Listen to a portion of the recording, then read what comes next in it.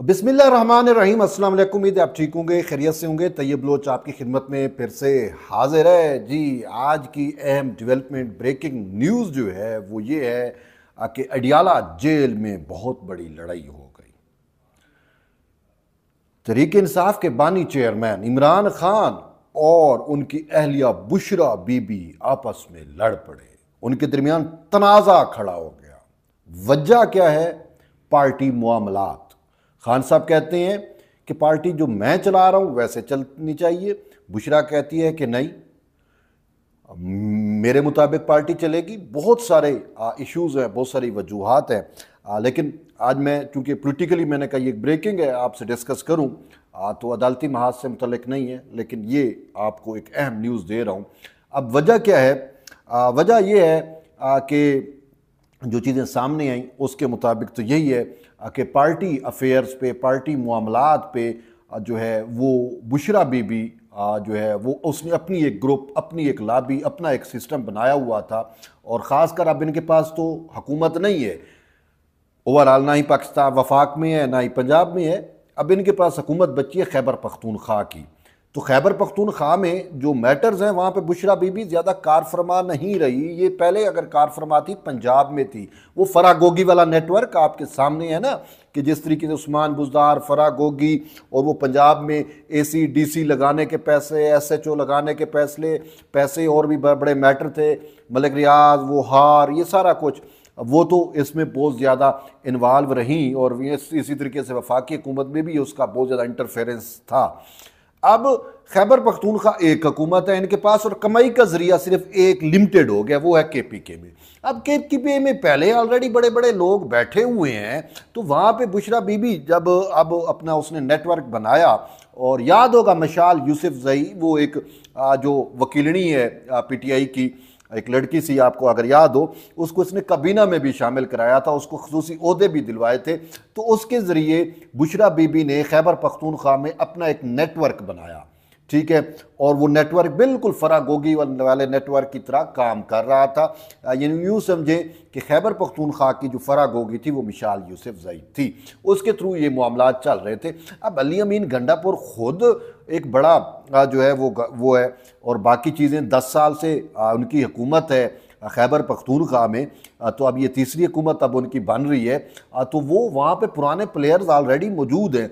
तो वहाँ पे जब इसके नेटवर्क इसने बनाने की कोशिश की तो इसको रेजिस्टेंस का सामना करना पड़ा बुशरा बीबी को।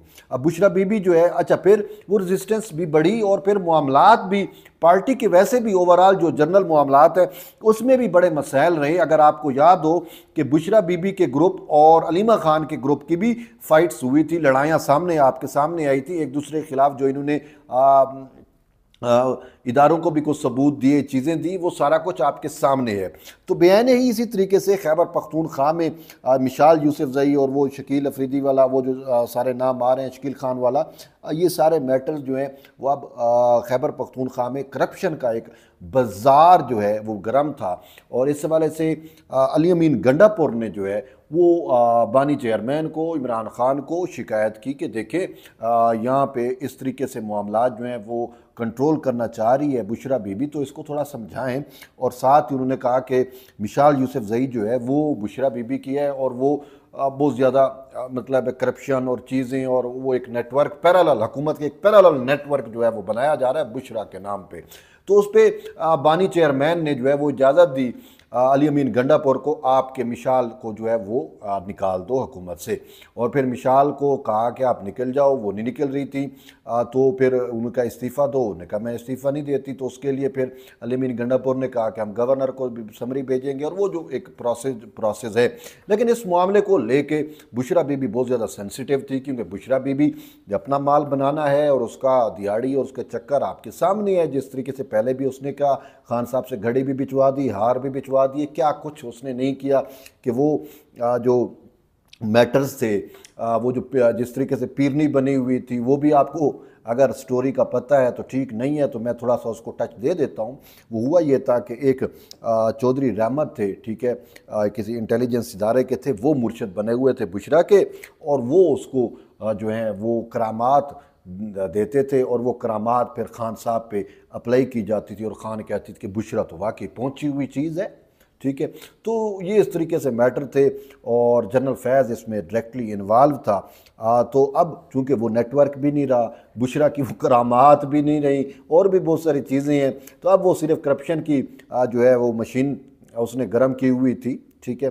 تو اب یہ ہے کہ آج کی جو ڈیولپمنٹ ہے وہ یہ ہے کہ جب وکلا اور خان صاحب سے پارٹی نمائندوں نے ملاقات کی تو عمران خان نے بشرا، کیونکہ دونوں تو ہیں اڈیالہ جیل میں لیکن ایک جگہ پہ رہ نہیں رہے، وہ خواتین والے سیل میں ہیں، اس کا اپنا ایک سیل ہے، خان صاحب کی اپنی ایک جیل ہے یا اپنی ایک وہ ہے سیل ہے جس میں خان صاحب رہتے ہیں۔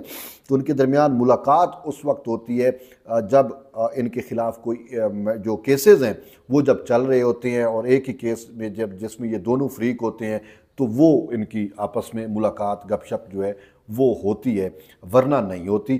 اچھا، اب اس میں کیا ہوا کہ آج خان صاحب نے جو ہے وہ ایک میسج بھجوایا اپنی پارٹی ذرائع کے ذریعے کہ آپ بشرا کو کہیں کہ مجھے آ کے ملے۔ اب وہ ملنا تو ہوتا ہے کہ وہ ایک کہہ دی کہ میں اس سے ملنا چاہتا ہوں، یا وہ میاں بیوی ہیں تو اس کو ویسے بھی نہیں روکا جا سکتا، یعنی کہ اگر کوئی ایسا ہو تو خان صاحب نے میسج بھجوایا کہ مجھے جو ہیں وہ ملیں، تو بشرا بیوی نے اس کو اگنور کیا، اور پارٹی رہنماؤں نے جا کے کہا آپ کو جو ہے وہ بانی چیئرمین بلا رہے ہیں اور آپ کو ملنا چاہتے ہیں، تو انہوں نے کہا انکار کر دیا، انہوں نے کہا میں نہیں ملنا چاہتی۔ اب یہ تنازع جو ہے وہ بڑا شدت اختیار کر گیا، مین یہ وجہ ہے جو میں نے آپ کو بتائی ہے۔